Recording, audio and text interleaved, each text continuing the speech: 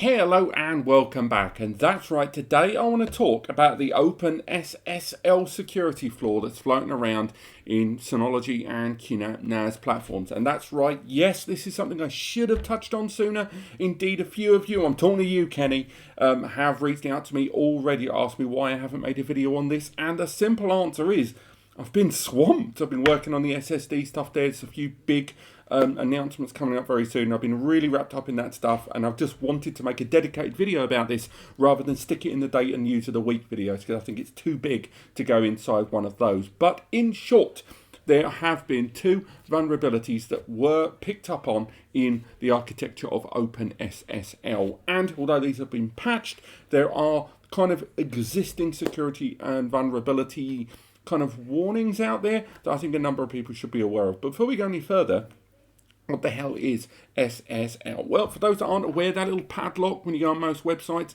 that, you know, Google and everyone's kind of really saying you really got to have, or if you visit any website, they should have it, or you shouldn't trust them. SSL is the encrypted transmission of data. It's the communication between you and your web browser and the destination server there that the website lives on there. It basically keeps everything lovely and encrypted and as safe as possible in between. Now, that is an SSL or an SSL certificate, otherwise known as a secure socket layer. Sorry, had to interrupt it there. I had one of those brain farts where I was like, is it secure socket layer? It definitely is. So that is what an SSL is, and when it comes to OpenSSL, open, you won't be unsurprised to know, is open source. In other words, free. It's been around since the 90s, I think 97, 98, and OpenSSL is an encryption system. It's an open library there for websites and other services to take advantage of and ensure encrypted transmission of data between end users and the servers in question. And indeed, QNAP and Synology, among with many hundreds of thousands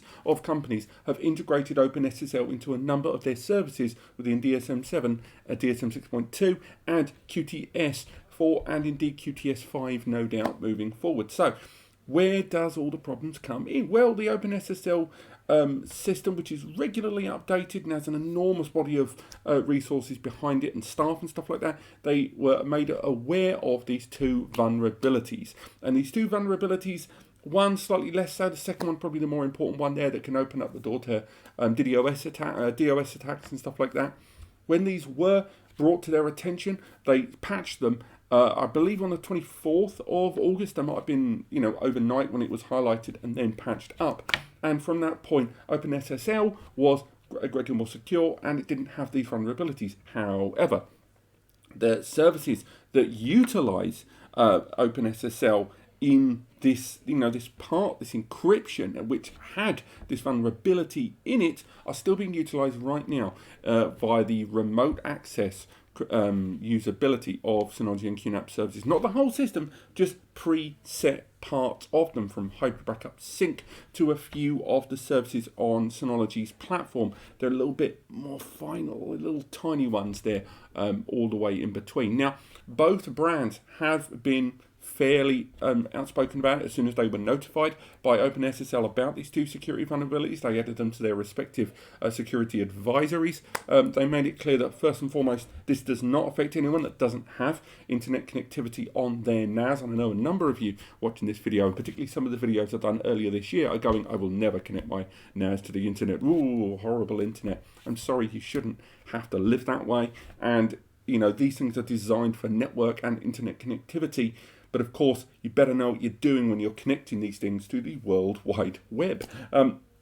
Now, Synology and QNAP have been addressed on multiple occasions about this, and I think it would be fair to say that Synology have been a great deal more loquacious on this in terms of why they haven't patched it yet. They've made it clear that even though this was listed by OpenSSL on their own security advisory as a moderate to severe problem, obviously that's more entire system-wide for them. In terms of Synology and QNAP, for them, this is a much smaller thing that's built into these little services there. So, for example, of the two vulnerabilities, the first one, Synology have been, you know, quite loud in saying that this only really applies if you consciously make a choice of SM2 encryption, or you utilize services or install certificates that use SM2 encryption, and therefore you may be suspect to this vulnerability, but they do not by default utilize this. The second one, that other vulnerability, they're saying the end user would have to have full administrative rights and control to utilize this to its fullest extent, and therefore if they have that in the first place, that is a much bigger problem to be getting on with there if they have that information. Now, presumably the bulk of this does apply to QNAP systems, but QNAP have been slightly less chatty about it.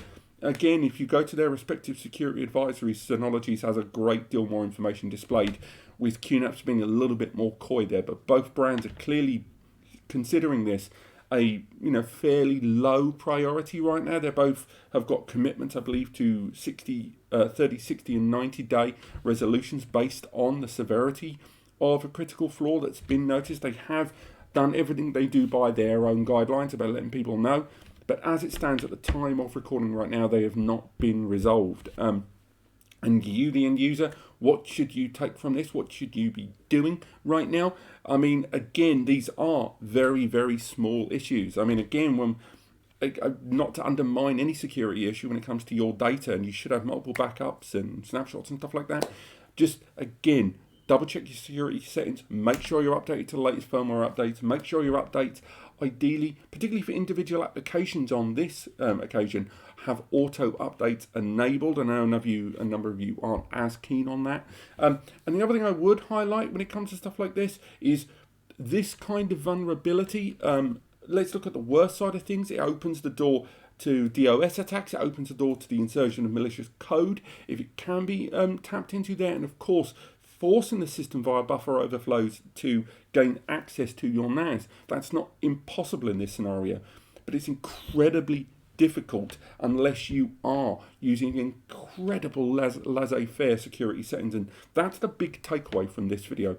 This affects people whose security is not already ramped up as high as it should, more so than just the general populace there. So make sure your updates are enabled there. Make sure you go for secure encrypted passwords there. Make sure all of your port forwarding and your opening of stuff like that on your own internet settings are as secure as they can be. And if you don't think they are, take advantage of the free advice section below self-plug over at NAS Compares, and we will walk you through the best way to set up those settings for you.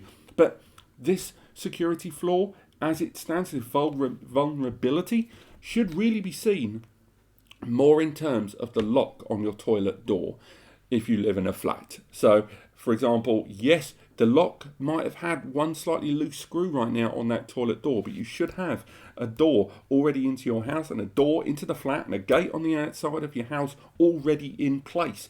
Otherwise, they can get to that toilet door. It's a gross analogy, but it's the best I can come up with on this video. Thank you so much for watching.